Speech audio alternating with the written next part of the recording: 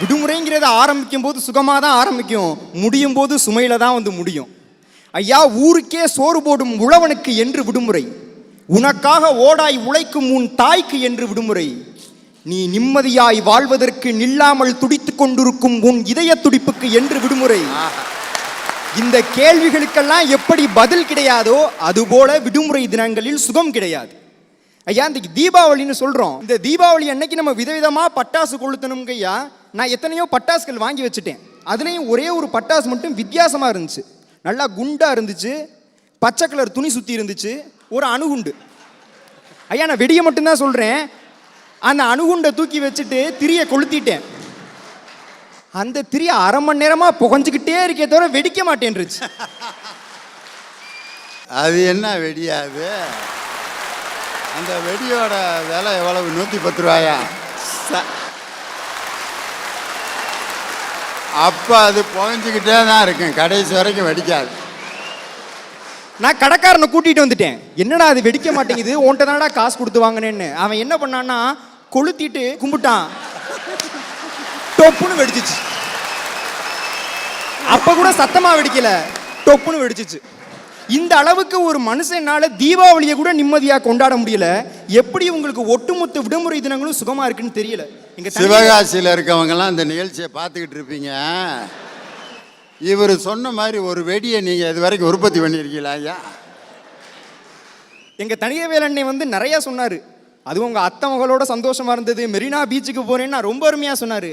அண்ணே, பல்லு இருக்கவே பக்கோடா சாப்பிடலாம், காதலி இருக்கவே விடுமுறையை சுகமா அனுபவிக்கலாம், நாங்கெல்லாம் எங்க போறது?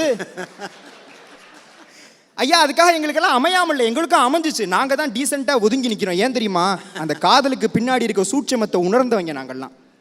ஐயா, ஜனவரி 14க்கும் பிப்ரவரி 14க்கும் என்ன வித்தியாசம் சொல்லுங்க பாப்போம்.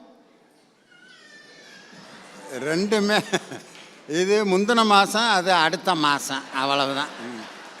ஐயா, ஒரு பொண்ணு வந்து பொங்கல் கொடுத்தானா அது ஜனவரி 14. அதே ஒரு பொண்ணு வந்து அல்வா கொடுத்துட்டு போனா அதான் பிப்ரவரி 14. இந்த பள்ளி குழந்தைகள்லாம் ஞாயிற்றுக்கிழமை தான் சந்தோஷமா இருக்கின்றாங்க. எப்படி அவன் சந்தோஷமா இருப்பான்? நீங்க அவனோட ஹோம்ஒர்க் நோட்டை வாங்கி பார்த்துருக்கீங்களா? பள்ளி நேரங்களில் பார்த்தீங்கன்னா ஒரு பாடத்துலேருந்து ஹோம்ஒர்க் கொடுப்பாங்க, இல்லை 2 பாடத்துலேருந்து கொடுப்பாங்க. ஆனால் இந்த ஞாயிற்றுக்கிழமை ஒட்டுமொத்த பாடத்துலேருந்து ஹோம்ஒர்க் கொடுப்பாங்க. எப்படி அவன் சந்தோஷமா இருப்பான்? அதுவும் இந்த பொங்கல் விடுமுறையெல்லாம் வந்துருச்சுன்னு வச்சுங்களேன், ரத்த கண்ணீர் வடிப்பானுங்க. இன்னைக்கு கூட டிவியில் பார்த்துக்கிட்டு இருக்கக்கூடிய சின்ன பசங்கள்லாம் இந்த கண்ணாடிக்காரனே நம்ம கஷ்டத்தெல்லாம் கரெக்டாக சொல்கிறான்டான்னு என்னைய பார்த்து சொல்லுவானுங்க. எதிரணியில் இருக்க ஒவ்வொருத்தையும் முகத்தையும் கரெக்டாக பார்த்து வச்சுக்குவானுங்க. உங்களுக்கு ஒரு அறிவுரை சொல்கிறேன், தனியாக அதுவும் சின்ன பசங்க விளையாண்டுக்கிட்டு இருக்கும்போது போய் நின்றாதீங்க, அவ்வளோதான் சொல்லுவேன்.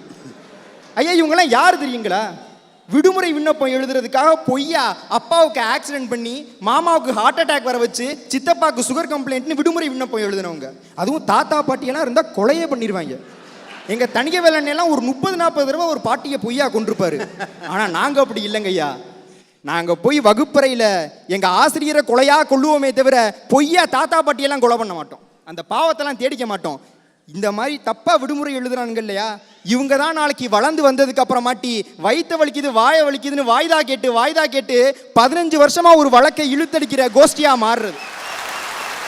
விவேகம் என்னும் வெள்ளி முளைத்து சாதி பித்து என சளி தொலைந்தால்தான் சமத்துவம் என்ற ஞாயிறு பிறக்கும் என்று முத்தமிழறிஞர் டாக்டர் கலைஞர், ஞாயிறு என்பது உறங்குவதற்கும் ஓய்வெடுப்பதற்குமான தினமில்லை, அது உதயமாவதற்கும் பிறப்பெடுப்பதற்குமான தினம்னு சொன்னவர் தான். ஐயா, எங்க அண்ணே எத்தனையோ பாடல்கள் பாடி காமிச்சாரு. ஆனா அவருக்கு நான் ஒரே ஒரு பாடல்ல பதில் சொல்ல விரும்புறேன். அதுவும் சந்திரமுகி திரைப்படத்திலேருந்து தேவுடா தேவுடா பாடல். அதை நீங்க பாடினீங்கன்னா இன்னும் நல்லா இருக்குங்க ஐயா. தேவுடா தேவுடா ஏழுமலை தேவுடா, தேவுடா தேவுடா ஏழுமலை தேவுடா. அதில் எனக்கு பிடிச்ச வரி எது தெரியுமா? என்னங்க ஐயா? சுத்தம் செய்யும் தொழிலாளர் ஒரு நாள் லீவ் போட்டால் ஊரே நாரி போகும்னு சொன்னான் பாரு. அந்த ஒரு வரிக்காக அந்த பாட்டை நான் மனசார நேசிச்சேன்.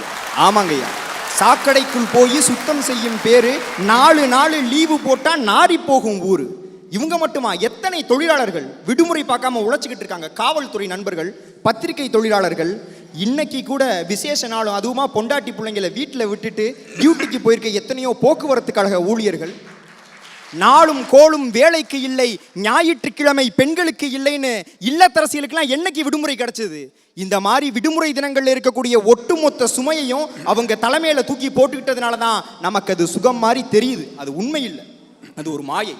ஐயா, முன்னையெல்லாம் என்னை யாராவது பருப்பு போடா வெங்காயம்னு திட்டினா எனக்கு கோபம் வரும். இப்போ எல்லாம் என்னை யாரோ தங்கமே வைரமேன்னு கொஞ்சிற மாதிரி இருக்கு. அந்த அளவுக்கு பருப்பு விலையும் வெங்காயம் விலையும் ஏறி போச்சு. ஐயா, நீங்க திண்டுக்கல்ல ஒரு ஃபேமஸான ஒரு விஷயம் பிரியாணி. முன்னையெல்லாம் தமிழ்நாட்டு மக்கள் பிரியாணியில பீஸ் தேடிக்கிட்டு இருந்தான், இன்னைக்கு சாம்பார்ல பருப்பு தேடிக்கிட்டு இருக்க நிலைமைக்கு தள்ளப்பட்டிருக்கு. ஆக மொத்தத்தில் நடுத்தர வர்க்கமும் ஏழை வர்க்கமும் இந்த விடுமுறையை சுமையா தான் பார்க்குறாங்க. முதலாளி வர்க்கம் மட்டும்தான் இதை சுகமா பார்த்துக்கிட்டு இருக்கு. இதை இன்னும் அழகா முத்தமிழறிஞர் டாக்டர் கலைஞர் அவர்களுடைய பாணியில சொல்லணும்னா, உயிருள்ள உடம்பில் நாடி நரம்புகளை போன்றது உழைக்கும் வர்க்கம், தாடி மீசைகளை போன்றதுதான் முதலாளி வர்க்கம். நாடி நரம்புகளை போன்ற உழைக்கும் வர்க்கம் தான் இன்னைக்கு விடுமுறைன்னு பார்க்காம விடியல் மீட்பு பயணம் நடத்தி வருது. ஐயா, நான் ஒரு பாரபட்சத்தோட விடுமுறைங்கிறது இல்லாத வீட்டு பிள்ளைங்களுக்கு மட்டும் சுமையா இருக்குன்னு பேசல. இருக்கிற வீட்டு பிள்ளைங்களுக்கு அதை விட சுமையா இருக்கு. எப்படி தெரியுமா? அந்த நாட்கள்ல தான் கராத்தே கிளாஸ், ஸ்விம்மிங் கிளாஸ், பாட்டு கிளாஸ், ஹிந்திக்கு டியூஷன். நான் கேட்டேன் ஒருத்தட்ட, ஹிந்திக்கு ஏங்க டியூஷன் அனுப்புறீங்கன்னு. அதுக்கு அவர் சொல்றாரு, ஹிந்தி தெரிஞ்சுக்கிட்டாதான் நல்ல வேலை கிடைக்கும்னாரு. ஐயா, ஹிந்தி தெரிஞ்சுக்கிட்டா நல்ல வேலை கிடைக்கும்னா ஏன் ஹிந்தி தெரிஞ்ச வடநாட்டுக்காரங்க எல்லாம் இங்க வந்து பானிபூரி கடை போட்டு பொழைச்சிக்கிட்டு இருக்காங்கன்னு எனக்கு தெரியும். ஆக மனிதர் உணர்வை மனிதர் பறிக்கும் வழக்கமினி உண்டோனாம் பாரதி. தமிழர்களின் தமிழ் உணர்வை பறிப்பதையே வழக்கமாக கொண்டிருக்கிறார்கள் சிலர். இந்த அடிமை விலங்கு உடையணும்னா, சமூகத்தில் இருக்கக்கூடிய ஏற்றத்தாழ்வுகள் முடியணும்னா இங்கே ஒரு புரட்சி வெடிக்கணும். அந்த புரட்சி எப்படி இருக்கணும்னா, விடுதலை போராட்டத்தின் போது எப்படி விடுமுறை பார்க்காம நம்ம வீர தியாகிகள் போராடினாங்களோ அதுபோல அடிமைப்பட்ட மக்கள் எல்லாம் என்னுடைய சகோதர சகோதரிகள் என்று சொல்லி தன் சாகும் வரை போராடிய ஓயாமல் உழைத்த சேகுவரா அவர் செய்ததை போல நம் புரட்சியானது விடுமுறை பார்க்காமல் இருக்க வேண்டும். அந்த புரட்சி தீ கலைஞர் அவர்கள் சொன்ன மாதிரி வண்ண வண்ண ஒளி கொடுத்து விட்டு மங்கி போகும் மத்தாப்புவாக இருந்து விடாமல் நின்று நிதானமாக எரியும் மெழுகுபத்தியாக இருக்க வேண்டும். அப்போதுதான் இந்த சமுதாயம் மறு சுதந்திரம் அடையும். அப்பதான் உண்மையான திராவிட இனத்தின் தீப ஒளி திருநாள் வரும். அன்னைக்கு ஒரு பட்டிமன்றம் நடக்கும். அந்த பட்டிமன்றத்தில் நான் விடுமுறை சுகம்னு பேசிக்கிறேன். அதுவரை விடுமுறை சுமையே. அந்த சுமையை கொளுத்தும் விதமாக நம் புரட்சி தீயை நெஞ்சில் மெருகேற்றுவதற்காக வைரமுத்து ஐயாவுடைய ஒரு கவிதையோடு என்னுடைய உரையை முடித்துக்கிறேன். அறிவின் கங்குகள் அணையவில்லை இன்றும், மதம் அடித்த மணல், அந்நியர் வீசிய தண்ணீர், உள்ளூர் சாதிக்காற்று, இத்தனைக்கும் அணையாமல் எங்கள் நெருப்பின் வேர் எங்கோ இருக்கிறது. எல்லோரும் சேர்ந்து நம் உயிர்காற்று ஊதுவோம், ஞானத்தீ எழுப்புவோம். நன்றி, வணக்கம்.